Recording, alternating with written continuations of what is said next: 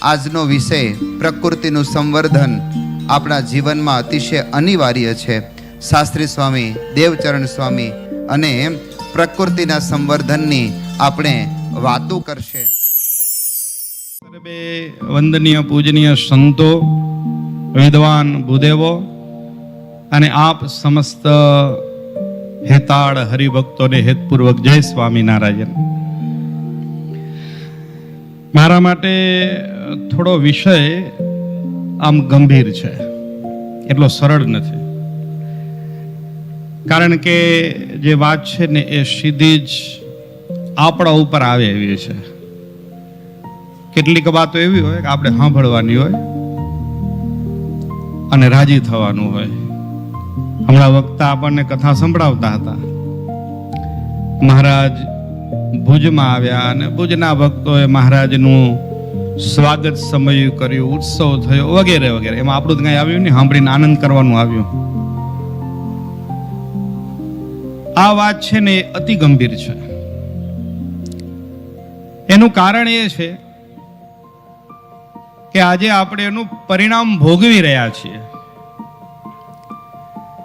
કેટલીક વાતો એવી હોય કે આપણે બાલ્ય અવસ્થામાં સમજાય નહીં. માતા પિતા આપણને ખૂબ સમજાવે, શિક્ષકો, વડીલો, સંતો, પણ આપણે એને સમજીએ નહીં. પછી જ્યારે એકાધિક થપાટ પડે ને કોઈ નહીં, પછી આપણને ખબર પડે કે હારું આ ન કર્યું હોત તો સારું હતું. એમ આપણી વર્તમાન સ્થિતિ એવી છે કે કુદરતે આપણને થપાટ મારી દીધી છે ને પછી આપણે ખબર પડી છે કે ક્યાંક આપણાથી ભૂલ થઈ છે, અને ત્યારે આપણે આ વાત તરફ વિચારવા લાગ્યા છીએ. 21મી સદી એ પ્રગતિની સદી છે. 21મી સદી એ વિકાસની સદી છે. 21મી સદી એ માણસે પોતાના જીવનમાં ક્યારેય ન વિચાર્યું હોય એવા અકલ્પનીય સમૃદ્ધિ અને વિકાસના શિખરોને સર કરવા વાળો સમય છે. મેં ક્યારેક એવી વાતો કરી. અમારી વડીલોની શિબિર હતી નારાયણ સરોવરમાં, ત્યારે પણ મને એક આવો વિષય હતો. ત્યારે મેં એમને ગણતરી કરાવી હતી કે છેલ્લા 70 વર્ષમાં જેટલું નથી થયું ને એટલું છેલ્લા 10 વર્ષમાં થયું છે, અને હવે જેટલા 10 વર્ષમાં નથી થયું ને એટલું 1 વર્ષમાં થાય છે. અને આગળ જમાનો એવો આવશે કે 1 વર્ષમાં વિકાસ નહીં થયો ને કદાચ એટલું એક દિન થઈ જાય, કાંઈ ખબર નહીં પડે. વિકાસ અસીમિત છે, એની કોઈ પરિભાષા નથી. ક્યાં જઈને ઉભા રહેશું એનું કોઈ લિમિટેશન પણ નથી. પણ એની વચ્ચે જે આપણા માટે માર્મિક આજની જે ટકોર છે ને એ છે કે આપણે વિકાસની હરણફાળમાં ચંદ્ર સુધી પહોંચી ગયા. ઘણા એવા હવે જેમ કે સ્વામિનારાયણ ટ્રાવેલ્સ વાળા છે, સહજાનંદ ટ્રાવેલ્સ વાળા છે, પટેલ ટ્રાવેલ્સ વાળા છે, બધા આપણા બંધુઓ છે. બધી ટ્રાવેલ્સ એજન્સીઓ છે. એવી રીતે હવે આપણને મંગળમાં જવું હોય, ચંદ્રમાં જવું હોય તો એની પણ બુકિંગ ચાલુ છે. અને ઘણા લોકોએ કરી લીધી હશે, કદાચ એકાદ બે આમાં બેઠા હશે કદાચ કરેલા. ત્યાંની પણ બુકિંગ થાય છે. એટલે માણસ ચંદ્ર સુધી પહોંચતા શીખી ગયો, પણ માણસ ધરતીને બચાવતા ભૂલી ગયો. જ્યાં કાયમ રહેવું છે એ ધરતીને માણસે અત્યારે એવી ગંભીર પરિસ્થિતિમાં મૂકી દીધી છે કે હવે નથી પાછો હટી શકતો કે નથી આગળ જઈ શકતો. બહુ દ્વિધા વચ્ચે જીવી રહ્યા છીએ. બહુ સ્પષ્ટીકરણ પૂર્વક આ વાત કહું છું, બહુ દ્વિધા વચ્ચે જીવી રહ્યા છીએ. વર્તમાન સમયમાં આપણા માટે જો કોઈ મોટામાં મોટો પ્રશ્ન કે મોટામાં મોટો પડકાર હોય ને તો એ બેરોજગારી નથી. મારે મત જોઈતા હોય તો હું ગરીબીને પ્રશ્ન ઉપાડું તો ગરીબી પણ પ્રશ્ન નથી. જો ગરીબી પ્રશ્ન હોય તો મૂલી મળી રહે, નથી મળતા એટલે કોઈ ગરીબ નથી. ગરીબી પણ પ્રશ્ન નથી. વર્તમાન સમયમાં યુદ્ધ પણ કોઈ બહુ મોટો પ્રશ્ન નથી. એ તો પોતાનો અહંકાર પૂરો કરવા માટે આપણે ગમે તેના ઉપર બમ વર્ષા કરીએ, પછી ભલે દુનિયાનું જે થતું હોય તે થાય. યુદ્ધ પણ કોઈ બહુ મોટો પ્રશ્ન નથી. આવા વિશ્વના એક એક પ્રશ્નોને આપણે સમક્ષ જ્યારે મૂકીશું ને ત્યારે જોઈશું ત્યારે ખબર પડશે આ બધા કોઈ મોટા પ્રશ્નો નથી. જો કોઈ મોટામાં મોટું પ્રશ્ન હોય તો વર્તમાન સમયે પૃથ્વી ઉપર જે પૃથ્વીનું બગડતું સંતુલન એ છે. આ સંતુલનના કારણે આપણે નથી ધાર્યા ત્યારે વરસાદ આવે છે. ગયું વર્ષ ગયું હમણાં 2025-26 દુનિયાનો ડેટા એમ કહે છે કે બ્રહ્માંડ સર્જાણું ત્યારથી ગરમમાં ગરમ કોઈ વર્ષ હોય ને તો એ 2025-26 હતું. એક યુગ હતો કે ખેડૂત કેલેન્ડર બનાવતો કે આ દિવસે આ કામ થશે, આ દિવસે આ કામ થશે, આ દિવસે આવો વરસાદ આવશે, આ દિવસે આમ ઝાકળ આવશે અને મારો પાક આમ રહેશે. આજ મોટી સંખ્યામાં બેઠેલા ખેડૂતો છેલ્લા 5 વર્ષથી આ ટાઈમ ટેબલ ચાલે છે, નક્કી કરે.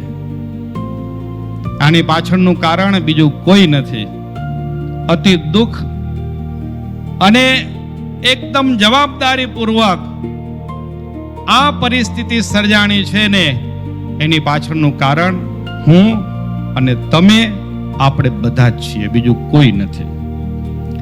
કોઈ પણ પ્રશ્ન, કોઈ પણ સમસ્યા એ જેના થકી સર્જાય છે એને જ એનું વિસર્જન કરવું પડે છે. ઘણી વખત એવું હોય કે પ્રશ્ન એક જગ્યાએ હોય ને આપણે સમાધાન બીજી જગ્યાએ શોધવા જઈએ તો ક્યારેય આપણને એ સમસ્યાનું સમાધાન મળે નહીં. પેલા એક કહેવત હતી, એક ડોસીમાં હતી, એની ક્યાંક સોય ખોવાઈ ગઈ અને સોય તો રૂમમાં ખોવાઈ ગઈ હતી, મકાનની અંદર કંઈક સાંધવાનું કામ કરતા હશે ને પછી લાઇટ હતી નહીં એટલે બહાર સ્ટ્રીટ લાઇટ સળગતી હતી તો બહાર એ સોય શોધવા ગયા તો એ આખી રાત સોય શોધી, યુવાનોએ મદદ કરી પણ સોય મળી નહીં. સવાર પડતા એક યુવાને પૂછ્યું, માં ખોવાણી ક્યાં હતી? ત્યારે માં કીધું, ખોવાણી તો ઘરમાં હતી. તો ભાઈ ઘરમાં શોધો ને, કે ત્યાં અંધારું છે એટલે માટે ત્યાં ન શોધાય. તો બારે હું અંજવારામાં આવી છું, અંજવારામાં મળે. મુદ્દો કહેવાનો એ છે કે પ્રશ્ન જ્યાંથી સર્જાણો છે સમાધાન પણ ત્યાં જ હોય. આ પૃથ્વીને અતિ વિનાશક કરવામાં કોઈએ મોટામાં મોટો જો રોલ ભજવ્યો હોય ને તો એ પ્લાસ્ટિક છે, જે આપણા હાથમાં છે. મને કહેતા થોડોક ડરે લાગે છે, મારા ધબકારા વધી ગયા, પણ બહુ સ્પષ્ટ કહું છું. આ હમણાં જે પાણીમાં આપણે બોટલ પીએ છીએ પછી પાણી આપણે ફેંકી દેશું, બોટલ ફેંકી દેશું, એ બોટલનું શું થશે? વિશ્વમાં દર વર્ષે 20 કરોડ મેટ્રિક ટન પ્લાસ્ટિકનો કચરો જન્મે છે અને એ પ્લાસ્ટિકમાંથી નહિવત પ્લાસ્ટિક રિસાયકલ થાય છે. બાકી આ બધું પૃથ્વી ઉપર ડમ્પ થાય છે અને આ પ્લાસ્ટિક ક્યારે નાશ પામતું નથી. અને એ પ્લાસ્ટિક થકી જે આ વિશ્વમાં અસંતુલન બન્યું છે ને એ બહુ ગંભીર છે. એટલે આજનો મેસેજ બહુ પ્રખર છે. થોડુંક વાત જે હશે બહુ સ્પષ્ટ હશે અને વાસ્તવિકતા સ્વીકારવાની આપણે તાકાત પણ રાખવી પડશે. ખરેખર આપણે જે પ્લાસ્ટિક વાપરી રહ્યા છીએ એ પ્લાસ્ટિક આ પૃથ્વીના સંતુલનને સ્ટેબિલાઇઝ કરી શકશે? આ એક જબરજસ્ત પ્રશ્ન છે. થોડોક વિચાર કરો કે જે દર વર્ષે આપણે આટલી મોટા પ્રમાણમાં પ્લાસ્ટિકને પૃથ્વી ઉપર જેમ મજા એમ ફેંકી રહ્યા છીએ. કોઈ એમ કે છે આ પ્લાસ્ટિક આવ્યું કે ને તો બનાવવાળાને બંધ કરો. ભાઈ બનાવવાળો તો ઘણું બનાવે છે. દારૂ બનાવે છે, મહારાજે શિક્ષાપત્ર એમ લખ્યું ન પીવો, તો મહારાજને એમ લખવું જોઈએ દારૂ બનાવવો નહીં. એમ લખવું એવું જોઈએ કે ન હોવું જોઈએ? ઘણા એવું તર્ક કરે છે કે તમાકુની ફેક્ટરી સરકારને બંધ કરી દેવી જોઈએ. શું કામ બનાવે તો બધા પીએ? ભાઈ એવું ન ચાલે. આપણા કેવા પ્રમાણે આખી દુનિયા હાલતી હોય તો કાલ ઉઠીને આપણે ભગવાનને કહીએ કે હવે આમ નહીં આમ કરજો એમ. કારણ કે આપણી બુદ્ધિની તો કોઈ સીમા નથી. આ પૃથ્વી ઉપર મારે કેમ જીવવું એ મારે નક્કી કરવાનું છે. અને જ્યારે ભગવાન સ્વામિનારાયણના આપણે આશ્રિત છીએ ત્યારે આપણે કેમ જીવવું એ આપણને નક્કી કરવાનું છે, બીજો કોઈ નક્કી નથી કરતો. આ પૃથ્વી ઉપર મને ને તમને જીવવું છે તો જેને આ પૃથ્વી ઉપર જીવવું છે એને નક્કી કરવાનું છે કે મારે શું વાપરવું, કેવી રીતે વાપરવું, મારે કેમ જીવવું. તમે વિચાર કરો, 20 કરોડ મેટ્રિક ટન આ કઈ નાનું એમાઉન્ટ નથી. આખી દુનિયામાં આટલું પ્લાસ્ટિક ઉત્પન્ન થાય છે અને આ પ્લાસ્ટિક આ પૃથ્વી ઉપર એમ ને એમ રહી જાય છે અને એના કારણે દર વર્ષે લાખો પશુઓનું મૃત્યુ થાય છે. એક સાયકલ છે, એકનું કારણ બીજું, બીજાનું કારણ ત્રીજું, ત્રીજાનું કારણ ચોથું, ચોથાનું કારણ પાંચમું કારણ ચાલે છે. મારે તમારી ઉપર લોલીપોપ નથી લગાવવું. હું એમ નહીં કહ્યું કે લીમડો વાવો એટલે બધું પર્યાવરણ સુધરી જશે. નહીં, ક્યારેય નહીં સુધરે. બહુ સ્પષ્ટ વસ્તુ છે. આ કે પટેલ બેઠા છે, એમને એમની જીવનમાં લાખો વૃક્ષ વાવ્યા છે, એક નહીં લાખો. પણ એક તરફ આપણે વૃક્ષ વાવવાનું ચાલુ રાખીએ અને બીજી તરફ આપણે આપણી કુટેવોને પણ જો જીવંત રાખીશું તો ક્યારે આપણે સંતુલન નહીં કરી શકીએ. એક જમાનો હતો કે વૈદ નાની દવા આપતા અને સાથે થોડીક પરેજ આપતા. એ પરેજ જો રાખે ને તો દવા અસર કરતી. એલોપેથી આવ્યું, એલોપેથી કીધું પરેજ રાખવાની જરૂર નથી, આ ગોળી ખાજો. અને આજે એલોપેથી કેટલું સક્સેસ છે એ આપણે સમજવાનું છે. પરેજ વિના કોઈ દવા કામ નથી કરતી. એલોપેથી પણ પરેજ આપે છે કે ભાઈ તમે સ્ટેઇન બેસાડ્યું છે, એસ્પ્રિન લો છો તો તળેલું ન ખાજો. કે છે કે નથી કહેતું? બધા જ કહે છે. તો આપણે માત્ર વૃક્ષ વાવી દેવાથી પર્યાવરણનું જતન નહીં થાય, પ્રકૃતિનું જતન નહીં થાય. એની સાથે કેટલાક મુદ્દાઓને પરેજના રૂપમાં આપણને સ્વીકારવા પડશે. અને એ સ્વીકારવા માટેના જીવંત ઉદાહરણો અહીંથી જ પ્રગટ થશે. આપણે એવા કાર્યક્રમો કરીએ કે જ્યાં પ્લાસ્ટિક ન હોય. આપણે એવા આપણા જીવનને આદર્શ બનાવીએ કે સિંગલ યુઝ પ્લાસ્ટિક મારા જીવનમાં નહીં હોય. મારી ઈચ્છા છે હું છેલ્લે તમને આ પ્રતિજ્ઞા કરાવું. જો હું કેટલા સુરવીરો દિલથી પ્રતિજ્ઞા કરે છે, તો વિચાર કરવાનો એ વાત છે કે આ પ્લાસ્ટિકના ખાવાથી લાખોની સંખ્યામાં પશુઓ મરી રહ્યા છે. અને એ પશુઓમાં બહુ મોટી સંખ્યા ગાયની પણ છે, કે જે ગાયને આપણે માતા માનીએ છીએ, જે ગાયને આપણે પૂજીએ છીએ, જે ગાય માટે આપણે બધું જ કરવા માટે તૈયાર થઈ ચૂકીએ છીએ. અને એ ગાય રસ્તા ઉપરની પ્લાસ્ટિક, સિંગલ યુઝ પ્લાસ્ટિક, અજાણતા ક્યારેક આપણા થકી પડેલી પણ પ્લાસ્ટિક એ ગાયના મોઢામાં જાય છે, આપણા થકી પડેલી પ્લાસ્ટિક પણ. અને એના થકી એ ગાયનું મૃત્યુ થાય તો ક્યાંક આપણે એ ગાયને હત્યા કરવામાં સહભાગી તો નથી બન્યા ને? આ પ્રશ્ન આપણને આપણી જાતને પૂછવો પડશે. આપણે હર હંમેશ પ્લાસ્ટિકના આગ્રહ કર્યો છે. તમે મંદિરમાં આવીએ તો સામે જબલું દેજો. તા હનુમાનજી આગળ નાળિયેર વધેલું તો સામે ભગત જબલું આપો. તા આપણે ટેવ પાડવી પડશે. જો પર્યાવરણનું જતન કરવું હોય તો ખિસ્સામાં થેલી રાખો કપડાની. ખબર જ છે કે આપણે માર્કેટમાં શાક બકાલું લેવા જઈ રહ્યા છીએ, ત્યાં જઈને અપેક્ષા રાખે ભાઈ કોથળી દેતા. આ વૃંદાવન સેવા અમૃત મહોત્સવમાં આપણે સંકલ્પિત થઈએ કે હું જે કાંઈ પદાર્થ લેવા જઈ રહ્યો છું એના માટે કપડાની થેલી મારા ખિસ્સામાં મૂકીને જઈશ. અને કપડાની થેલીમાં હું સામાન લઈને આવીશ, જેથી કરીને મારા જીવનમાં મિનિમમ પ્લાસ્ટિકનો ઉપયોગ કરું. આ નાના નાના બદલાવો છે, આ કરવા પડશે જો પ્રકૃતિનું જતન કરવું હોય તો. જો આ પર્યાવરણમાં આપણે નવી પેઢીને સુખપૂર્વક લઈ આવી હોય તો. નહીં તો જેમ આપણા બાપ દાદા સુખપૂર્વક જીવી ગયા અને અત્યારે આપણે એવી ક્રિટિકલ પરિસ્થિતિમાં છીએ, ક્યારે કયો રોગ આવશે ખબર નહીં પડે. ક્યારે કયો રોગ આવશે આપણે જાણી શકતા નથી. આ તો આપણી આંખોના ધન્ય ભાગ માનો કે આપણને 104 વર્ષની સંતના દર્શન થઈ રહ્યા છે. અહીંયા બેઠેલા કેટલા અપેક્ષા રાખી શકે કે હું 104 વર્ષ જીવી શકું? કાંઈ ખબર નથી પડતી. સાંજે ભેગા જમ્યા હોઈએ અને સવારે વોટ્સઅપમાં મેસેજ આવે કે ભાઈ ધામમાં ગયા. કેમ? એટેક આવ્યો.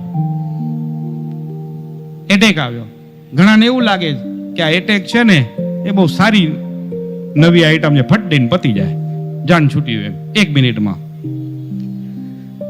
પણ બહુ ભયંકર છે હો. એટેક વાળો માણસ છે ને કોઈને કાંઈ કહી નથી શકતો, એની ઈચ્છાઓ રહી જાય ને પછી પાછો આવે. બીજા બધા મૃત્યુ છે ને એ મૃત્યુમાં કંઈક કહેવાનો સમય મળે છે કે આટલું અહીંયા રાખ્યું છે, આટલું અહીંયા કરવાનું છે, પેલા ના દેવાનું છે, પેલા પાસે લેવાનું છે, કંઈક 4 વાત કરી શકે.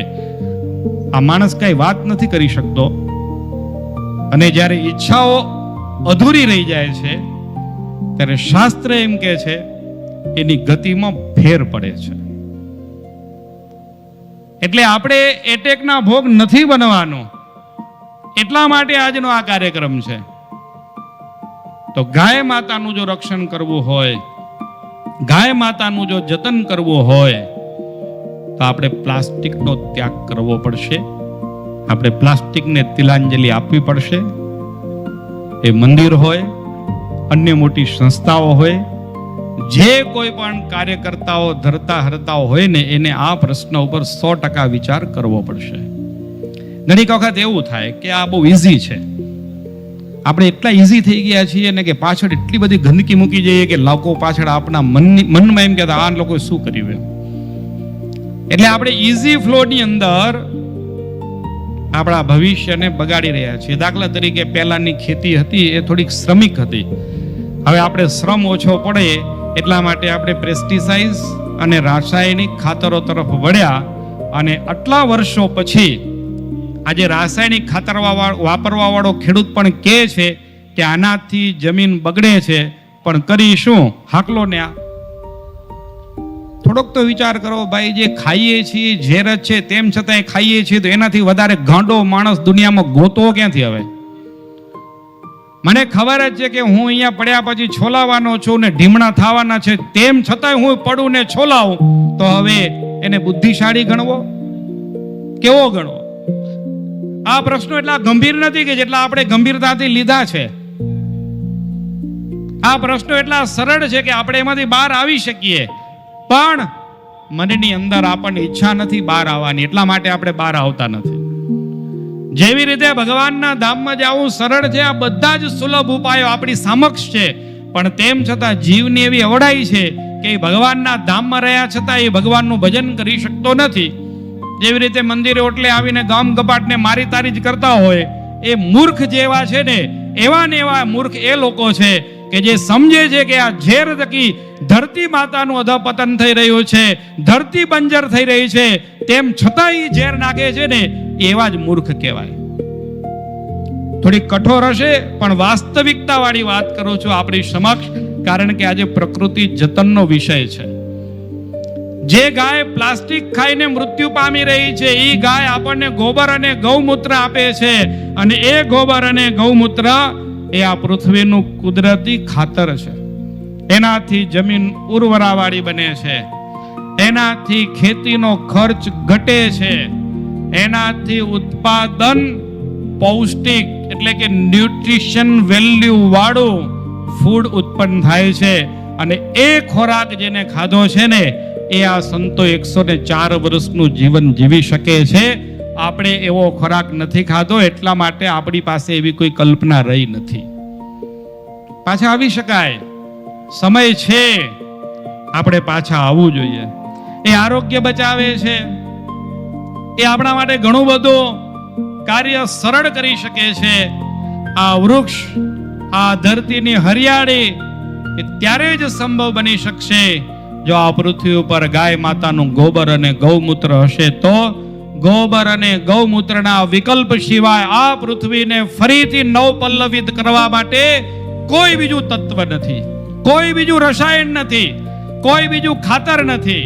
એટલા માટે ગાયને બચાવી હોય તો આજે આપણે સંકલ્પિત થઈએ કે હું પ્લાસ્ટિકનો ત્યાગ કરીશ. હું મારા જીવનમાં કપડાને મેક્સિમમ ઘણા, આ જગ્યાએ એક બીજી પણ વાત કરી દઉં. હમણાં દરેક જગ્યાએ આપણે જોઈએ ને તો એવું વપરાતું હોય કે બધાને ઇકો ફ્રેન્ડલી બનાવવાનું છે. આ ઇકો ફ્રેન્ડલીમાં લાકડાને બદનામ કર્યું છે. અહીંયા મોટી સંખ્યામાં લોકો બેઠા છે. ગયા વર્ષે ભારતની યાત્રામાં મળવાનું થયું, કોલસા કાઢતા હોઈએ આપણે. કોલસાની લિગ્નાઇટની ખાણો હોય ને, કોલસાની બધી જાત જાતની ખાણો હોય, આ ખાણો કાઢતા હોઈએ. જમીનમાંથી લોખંડ નીકળે છે, જમીનમાંથી એલ્યુમિનિયમ નીકળે, બધી ધાતુઓ જમીનમાંથી નીકળે છે. લાકડું કાપવું ન જોઈએ, પણ કદાચ લાકડું કાપવાથી એટલું નુકસાન પણ થતું નથી. તમને એનું ઉદાહરણ આપો. એક ઝાડ વાવ્યો ને એ ઝાડ 15, 20, 30, 40 વર્ષે પુખ્ત વયનું બને, અને એ ઝાડમાંથી લાકડાનું ફર્નિચર થઈ જાય, એટલે એ ફર્નિચર માણસ વાપરે, કા એમાંથી ઘર બને, તો ઘર એને પાછા બીજા 40-50 વર્ષ ચાલે, એટલે 100 વર્ષની એક સાયકલ પૂરી થઈ ગઈ. ઝાડ એક કપાય એની સામે 10 વાવવા જોઈએ. આપણી ભૂલ ત્યાં થઈ છે કે આપણે ઝાડ કાપ્યા પણ વાવ્યા નહીં. અને માનસિકતા કેવી બનાવી કે ભાઈ લાકડું ન વાપરવું, કારણ કે લાકડું વાપરવાથી ઝાડ કપાય છે. મિત્રો, એ ઝાડ 30 કે 40 વર્ષથી બાદ તૈયાર થઈ જાય છે, પણ જે ભૂમિનું ખનન કરી અને ભૂમિમાંથી આપણે કોલસો કે આ લોખંડ જેવા પદાર્થો કાઢીએ છીએ ને, એ તો હજારો સેંકડો વર્ષ પછી જમીનમાં તૈયાર થાય છે. એ કોલસાનું ખનન કરવા લોકોને ખબર છે 60,000 વર્ષ પછી જમીનમાં કોલસો તૈયાર થાય. લાખ વર્ષ પછી જમીનની અંદર લોખંડ ઉત્પન્ન બને છે, અને કરોડો વર્ષ પછી એ કોલસો જ એ હીરામાં પરિવર્તિત થાય છે. તો સુજ્ઞા અને સાચી વાત કઈ કહેવાય? જે 50 વર્ષે લાકડું તૈયાર થઈ જાય એ સહેલું છે, કે 60,000 વર્ષે તૈયાર થતો કોલસો, કે લાખો વર્ષ પછી તૈયાર થતું લોખંડ?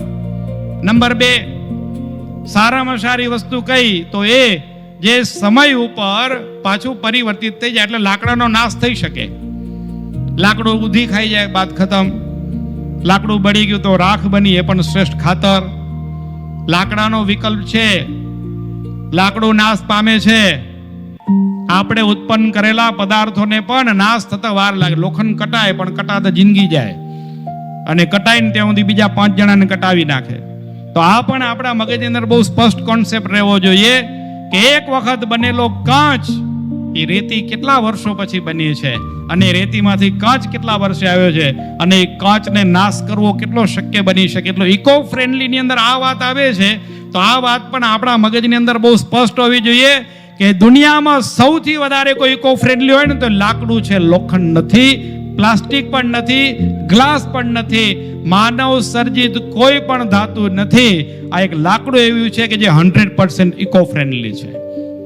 કુદરતમાં ભળી જાય ઇકો ફ્રેન્ડલી કહેવાય. પ્રકૃતિના જતનની વાત છે, તો પ્રકૃતિના જતનનો અતિ સરળ ઉપાય મેં આગળ તમને ખાલી નાની હિન્ટો આપી છે. પ્રકૃતિના જતનની અતિ સરળ જો કોઈ વાત હોય અને એમાં મોટામાં મોટી ભાગીદારી હોય તો એ નિસંકોચપણે વૃક્ષોની છે.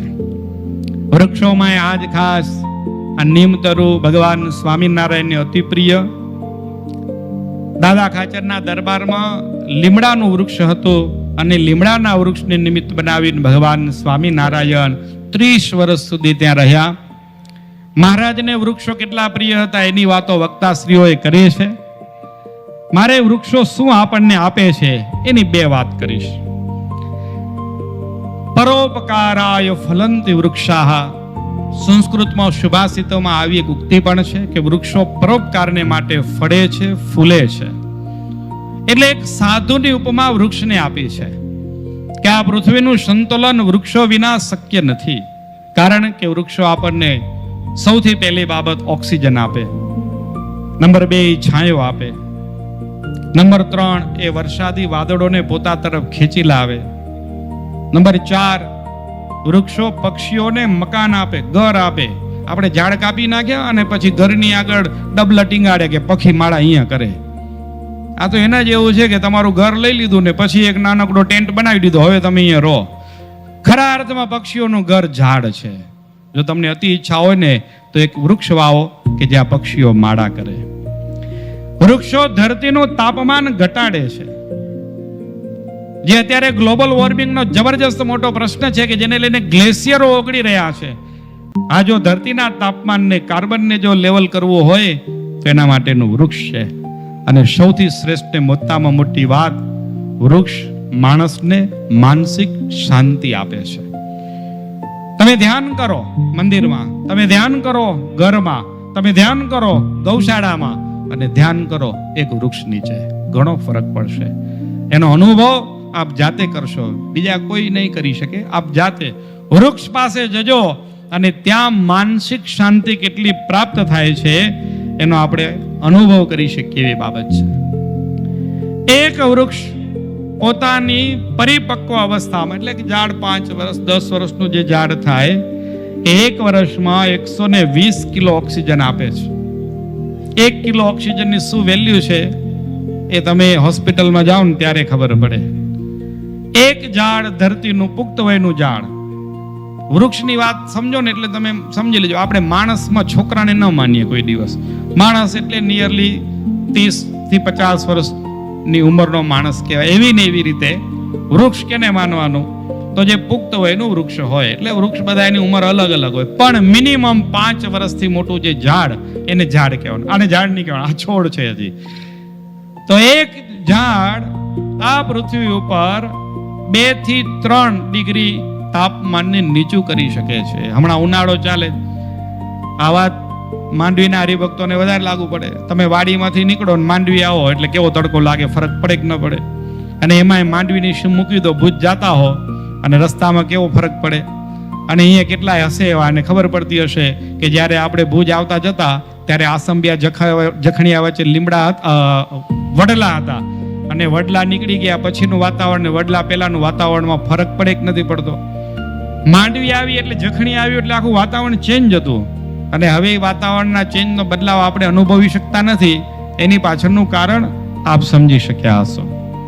બીજી મોટામાં મોટી વાત, એક વૃક્ષ 1 વર્ષ દરમિયાન 20,000 લીટરથી પર વધારે પાણી જમીનમાં મૂકે છે.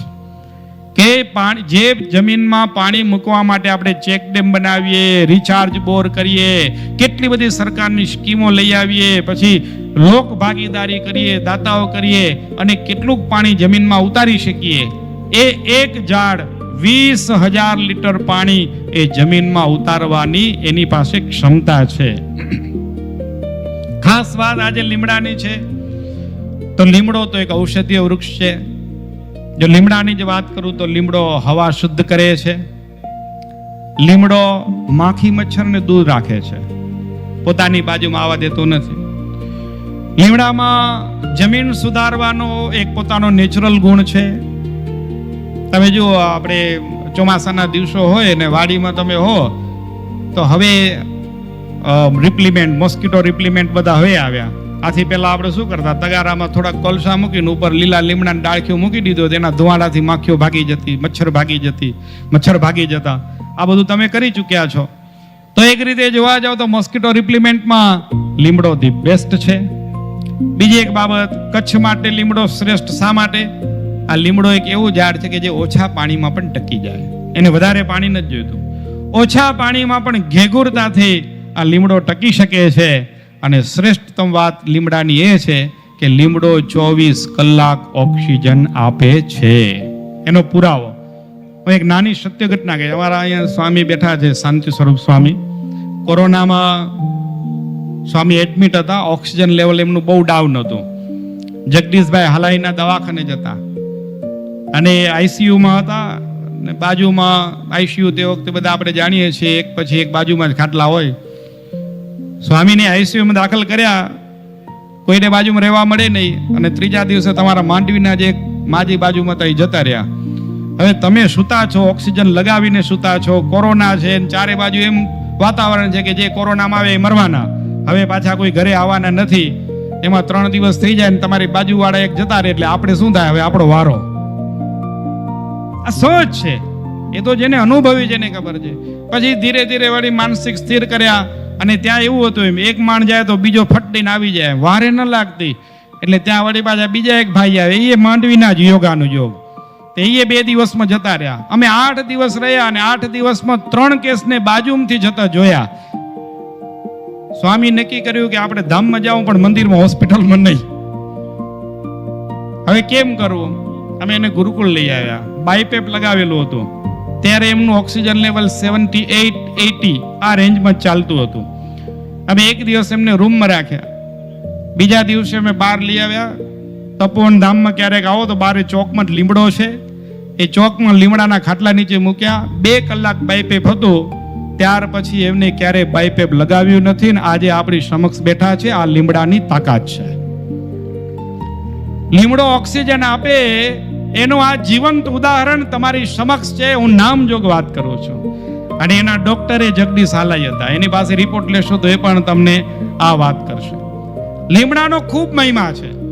આ લીમડાના મહિમાને જાણીને 1990ના દાયકામાં, એટલે 1990 થી 2000 સુધીની સાલમાં અમેરિકામાં લીમડા ઉપર પેટેન્ટ થયું. જે તે વખતે આ દેશમાં સ્વદેશી આંદોલન તરીકે રાજીવભાઈ દીક્ષિતે બહુ સરસ ચળવળ ચલાવેલી. અને એમને આ વિષય બહુ સરસ રીતે પ્રસ્તુત કરેલો કે આપણે લીમડાથી દૂર થઈ રહ્યા છીએ, પણ અમેરિકા જેવા દેશો એ લીમડા ઉપર પેટન્ટ કરી રહ્યા છે. અને પેટન્ટ કરનારી કંપની હતી WR ગ્રેસ અને US agriculture department, US department of agriculture. આ બંને જણાએ આનું પેટન્ટ લીધું અને એને પેટન્ટ મળી પણ ગયું. પેટન્ટ શેના ઉપર હતું? લીમડાની લીંબોડીમાંથી એવું એક તેલ બને છે કે જે તેલ થકી એવી દવા બને કે જે દવા ફંગીસાઇડ તરીકે બહુ કામની છે. એટલે એ દવા બનાવવા માટે એમને લીંબોડી ઉપર પેટન્ટ લીધું. પછી લોકમાં એવું પ્રસિદ્ધ થઈ ગયું કે આખા લીમડા ઉપર પેટન્ટ લીધું. ખરેખર આખા લીમડા ઉપર પેટન્ટ નહોતું, એ પેટન્ટ લીંબોડીના તેલ ઉપરનું હતું. હવે આ વાતાવરણ ચાલુ થયું, આખા વિશ્વમાં ચાલ્યું. 2000 ટપ્યું એટલે 2003 આવ્યું. એટલે ભારતના કેટલાક જાગૃત વૈજ્ઞાનિકો ઊભા થયા. એમાં ડૉક્ટર વંદના શિવાને હું યાદ કરીશ. ડૉક્ટર વંદના શિવાએ એમની આખી ટીમ ઊભી કરી. એમની સાથે research foundation for science, technology and ecology આ ડિપાર્ટમેન્ટ પણ ભેગો આવ્યો અને એમને લડત લીધી કે તમે જે લીમડા ઉપર પેટન્ટ લીધું છે ને, એ તો હજારો વર્ષથી અમારા દેશમાં અભણ બાપાઓ એનો પ્રયોગ કરી રહ્યા છે અને જીવી રહ્યા છે, એટલે આ પેટન્ટ તમે ન લઈ શકો. અને ફાઇટ થઈ અને ફાઇટને અંતે એવો એક નિર્ણય આવ્યો. અને દુનિયાની એકમાત્ર એવી ઘટના છે કે એક વખત પેટન્ટ લીધા પછી પેટન્ટને રદ કરવામાં આવ્યું હોય તો આવી એક બાયોપાયરેસી, આ બાયોપાયરેસી એક જ વખત થઈ અને લીમડા ઉપર અત્યારે આ લીમડા ઉપર કોઈનું પેટન્ટ નથી. કારણ કે ભારતીયો તો વસુધૈવ કુટુંબકમથી ચાલનારા છે. ઋષિ મુનિઓએ જેટલા પણ રિસર્ચ આપ્યા છે, જન સમુદાય માટે આપ્યા છે, કોઈના મનની અંદર બીક ન રહેવી જોઈએ કે આ લીમડા ઉપર કોઈનું પેટન્ટ છે. આ લીમડા ઉપર એનું જ પેટન્ટ છે જેના ઘરમાં લીમડો છે. આ લીમડાનો તમે ભરપૂર ઉપયોગ કરી શકો છો. લીમડાના ઉપયોગથી ઔષધિઓ બને, લીમડાના ઉપયોગથી સરસ મજાની ખેતી થઈ શકે. ખેતીમાં લીમડો જીવાત નિયંત્રણનું કામ કરે છે, કીટ નિયંત્રણ. તમે જંતુનાશક શબ્દ કાઢી નાખજો, કારણ કે કોઈ માયનો લાલ થયો નથી કે ભગવાને સર્જેલા જંતુઓનો નાશ કરી શકે. કોઈ ન કરી શકે. એના ઉપર કંટ્રોલ કરી શકાય, નિયંત્રણ કરી શકાય. પણ એક શબ્દ આવ્યો, જંતુનાશક દવાઓ. કેટલા જંતુ નાશ થયા કહો? ખેડૂતોએ જેટલાય જંતુનાશક દવા નાખી છે, કેટલાય જંતુઓનો નાશ કર્યો. એક પણ જંતુનો નાશ ન થાય, બીજા વર્ષે 4 ગણા આવે. એટલે કીટ નિયંત્રક હોય, અને શ્રેષ્ઠમાં શ્રેષ્ઠ કીટ નિયંત્રક કોઈ હોય ને તો એ લીમડાની ઔષધિઓ છે, લીમડામાંથી બનતી દવાઓ છે. ઘણા બધા ભારતીય આયુર્વેદ વિજ્ઞાને આ લીમડા ઉપર રિસર્ચ કરેલા છે. લીમડા ઉપર ઘણા બધા પ્રાચીન ગ્રંથો પણ છે. લીમડો એ પારંપરિક વસ્તુ રહી છે. કહેવાનો ભાવ એટલો જ છે કે આપણા પૂર્વજો હજારો વર્ષ પહેલા જે લીમડાનો ઉપયોગ કરતા હતા એ લીમડાને આપણે વિસરી ગયા, અને વિદેશી તાકાતોએ લીમડાને ઓળખીને એના ઉપર એમને પેટન્ટો બનાવ્યા. ત્યાં સુધી હજી આપણે સૂતા રહ્યા છીએ. તો હવે ક્યારે જાગીશું? તો આવો આપણે લીમડો વાવીએ અને આપણે જાગીએ, આપણે ઔષધિઓનું જ્ઞાન મેળવીએ અને આ ઔષધિઓ આપણા જીવનમાં અપનાવીએ. લીમડો આયુર્વેદમાં એને નીમ પણ કહે છે, અરિષ્ટ પણ કહે છે, કે જેનો સીધો જ અર્થ પોતાથી રોગોને દૂર રાખવાનો છે. લીમડા વિશે એ કીટ નિયંત્રક છે, કૃમિનાશક છે, રક્તશોધક છે. લોહી બગડી જાય ને તો લોહી સુધારવાનો એક જ ઉપાય છે લીમડો. તમે લીમડાના થડની અંદર તમે પેલા ઉપર કઠોળ છાલ હશે, થોડાક અંદર આવશો એટલે એકદમ લાલ ગુલાબી છાલ હશે ને એની અંદર વ્હાઈટ આવશે. એ સફેદ અને ગુલાબી છાલનો ઉકાળો કરીને પીવો 1 મહિનો, તમારા ચામડીના રોગ બધા જતા રહે. પીવાની તાકાત જોઈએ ખાલી, બીજું કાંઈ નથી. આ 1 મહિનો પીવો તમે, ચામડીના બધા જ રોગ જતા રહે. એટલું સામર્થ્ય આ લીમડામાં છે. લીમડાના 5 થી 7 કોમળ પાન કોઈ માણસ જો દરરોજ ખાય ને તો શરીરના 3 દોષનું બેલેન્સ કરે. એટલે ચૈત્ર મહિનામાં લીમડો જ્યારે ફૂલતો હોય ત્યારે લીમડાના ફૂલનો ઉકાળો પીતા હોય, ઘણા લોકો લીમડાનો જ્યુસ કરીને પીતા હોય. એ શાના માટે? તો 12 મહિના હાજર રહેવા માટે. આવા ઘણા બધા ઉપચારો છે. ચર્મરોગની હમણાં વાત કરી, ચર્મરોગ વિના તો લગભગ જ્યારે લોકો થાકે છે ને ત્યારે લીમડાને શરણે આવે છે. તો આવી પરંપરાગત ઘણી બધી વાતો છે. આથી પૂર્વે દાંત સારા હતા, મજબૂત હતા, કારણ કે લોકો લીમડાનું દાંતણ કરતા હતા. પછી ટૂથપેસ્ટ વાળાએ બતાવ્યું કે લીમડો ન કરાય તો ટૂથપેસ્ટ કરતા થયા. હવે ટૂથપેસ્ટ વાળાને ખબર પડી કે આ લીમડામાં જશે તો પછી હવે લીમડા વાળા ટૂથપેસ્ટ કર્યા. તમે વિચાર કરો, ઘરમાં લીમડો ઊભો છે, એનું દાંતણ નથી કરવું, અને ઓલા ટૂથપેસ્ટમાં ક્યાંક એકાદ ટીપું, હજારો ટન ટૂથપેસ્ટમાં ક્યાંક એકાદ ટીપું લીમડા નાખ્યું છે ને એનું દાંતણ કરીને લોકો ખુશ થાય છે. તો આ બધી મૂર્ખામણી વાળી વાતો છે. એટલે આપણે લીમડા તરફ વળીએ તો દંત મંજન એટલે કે દાંતણ તરીકે પણ લીમડો અતિ ઉત્તમ છે આપણા બધા માટે. હવે તો જો કે ખોડો, ટોલા ને એ બધું તો હવે જૂની વાતો થઈ ગઈ, કારણ કે લગભગ એની નાત આખી નાત ઉઠાડી નાખી આપે. હવે તો એ વધી પણ નથી, લગભગ પૂરી કરી નાખી. આ 84 લાખમાં એક જૂની અધૂરી રહેશે હવે. આ તો આ દાંતને પણ જે તે વખતે લીમડો જેવો હતો કે આના થકી આપણું રક્ષણ કરતો. પણ વર્તમાન સમયમાં વાળ માટે અતિ ઉત્તમ કોઈ શેમ્પુ હોય ને તો એ લીમડાનું શેમ્પુ છે. આવા ઘણા બધા ઉપયોગ. પેલા ધાન સાચવતા આપણે, કોઠીમાં ધાન સાચવે ને પછી ઉપર થોડીક લીમડાના પાન મૂકી દે તો ધાન બગડતું પણ નહીં. આ બધા ઘરેલું ઉપાયો મારે થોડા હું તમને ખાલી કહી દઉં. અનાજ લાંબા સમય સુધી ટકાવવા માટે આ લીમડાનો ભરચક ઉપયોગ થતો. લીંબ ખાતર, નીમ કેક આવે છે, એટલે લીંબુડીનું ખાતર. એ લીંબુડીનું ખાતર જમીન માટે વારંવાર વાત કરું.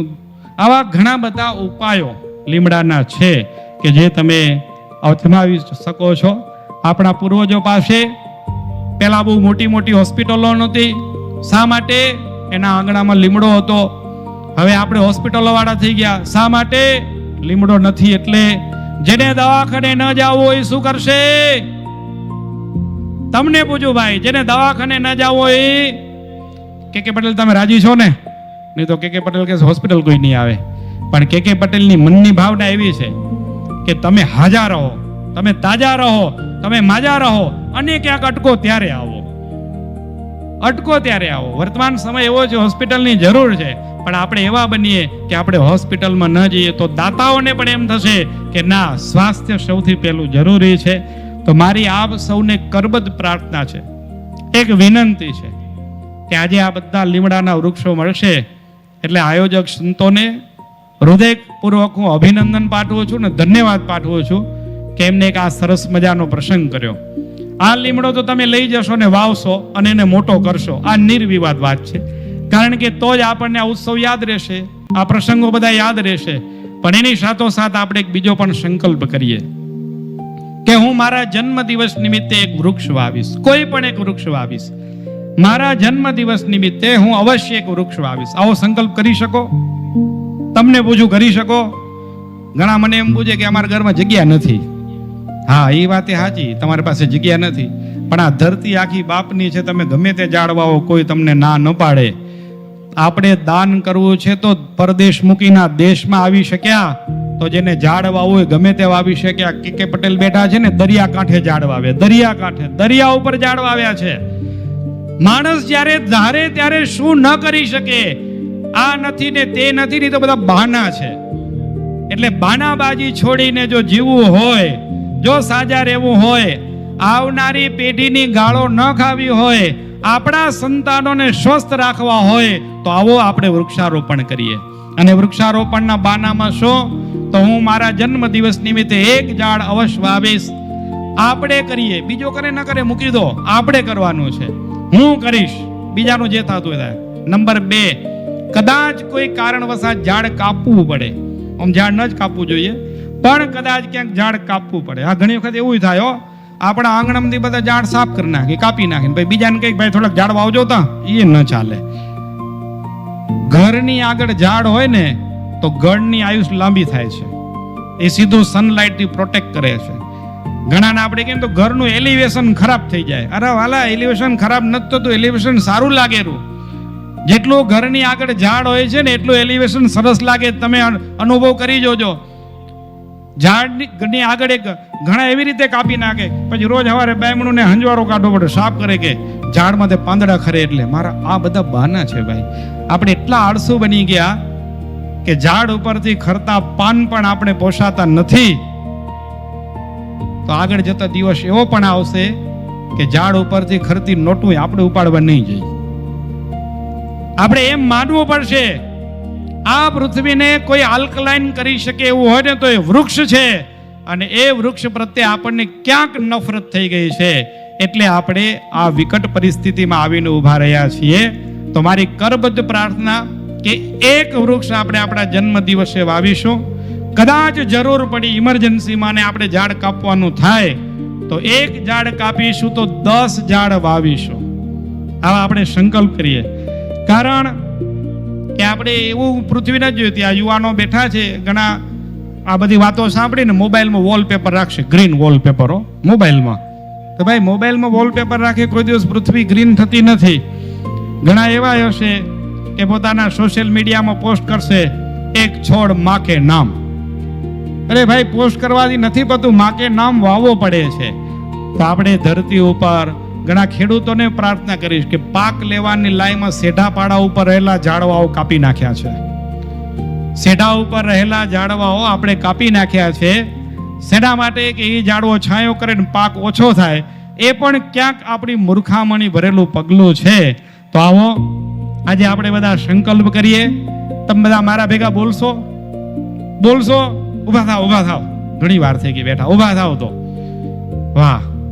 ઊભા થઈને બોલશો કે પછી કરશો? મને જ્યાં સંભળાય એવો અવાજ આપજો. બોલશો કે કરશો? કરશો ને? તમને પૂછું, બોલશો કે કરશો? જે કરે એમ હાથ ઊંચો કરે, હું કરીશ એમ. વાહ. થોડા કે ઝડપથી હાથ ઊંચા કરે ને બીજા વિચારો, અને કરે હું નહીં કરું તો ખરાબ લાગશે એમ. શરમાઈને પણ કર્યો તો ખરો. વાંધો નહીં, હાથ નીચો રાખો. મારી સાથે બોલો, હું ઓછામાં ઓછું એક લીમડાનું ઝાડ વાવીશ. સરસ. અવાજ મારા સુધી આવ્યો છે તમારો. ખૂબ ખૂબ અભિનંદન, ધન્યવાદ. ફરી ગઈ. હું ઓછામાં ઓછું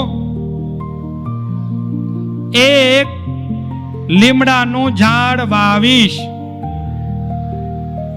નંબર 2, હું પાણીનો બગાડ નહીં કરું. હું પાણીનો બગાડ નહીં કરું. સંતોને બોલવાનું છે. ભલા આ 2 સંતો જ ઉભા થયા, તમને પાણી બગાડવું હે? हाँ, जरा उभा थजो महात्माओं.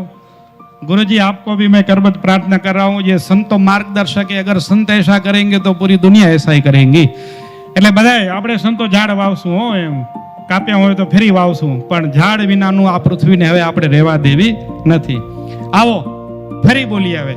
હું ઓછામાં ઓછો એક લીમડો વાવીશ. હું પાણીનો બગાડ નહીં કરું. હું પ્લાસ્ટિકનો ત્યાગ કરીશ. દરેક જોરથી. હું પ્લાસ્ટિકનો ત્યાગ કરીશ. સંતો ડિસ્પોઝેબલમાં પણ આપણે એનાથી દૂર રહેશું. હો, પ્લાસ્ટિકનો ત્યાગ કરવો છે આપણે. હું પ્લાસ્ટિકનો ત્યાગ કરીશ. હવે માનસ્વામી, હું ગાય આધારિત ખેતી કરીશ. ભાઈ આ જોરથી બોલજો. હો ભાઈ, હું ગાય આધારિત ખેતી કરીશ. હું ગાય આધારિત ઉત્પાદનો સ્વીકારીશ. ઓલું ખેડૂતો માટે. હવે બીજું મનજી બાપા એમ કે હવે આપણે ક્યાં ખેતી કરી, તો મનજી બાપા તમારા માટે હવે હું ગાય આધારિત ઉત્પાદનો સ્વીકારીશ. હું પ્રકૃતિને માતા માનીશ અને તેનું જતન કરીશ. આવો આપણે સમાપનમાં છેલ્લે એટલું જ કહીશ. બેસીએ, આપણે બધા બેસજો. આ પૃથ્વી એ આપણને વારસામાં મળી નથી. આ પૃથ્વી આપણને વારસામાં આપવાની છે. તો આપણા બાપ દાદાએ આપણને આપેલી પૃથ્વી એના કરતા પણ વધુ હરિયાળી બનાવીને પૃથ્વી આપીએ. આ સંતોના સદસંકલ્પને વધાવી લઈએ કે એક એક લીમડાનું વૃક્ષ આપી અને માંડવીને હરિયાળું બનાવવાનું, માંડવીને ઓક્સિજન રીચ બનાવવાનું, માંડવીને નિરોગી બનાવવાનું, માંડવીને જંતુ મુક્ત બનાવવાનો સંકલ્પ કર્યો છે. એ બદલ લાખ લાખ અભિનંદન. અને મારી વાત આપ સૌ જીવનમાં ઉતારો એ અપેક્ષા સાથે મારી વાણીને વિરામ. અસ્તુ. જય સ્વામિનારાયણ.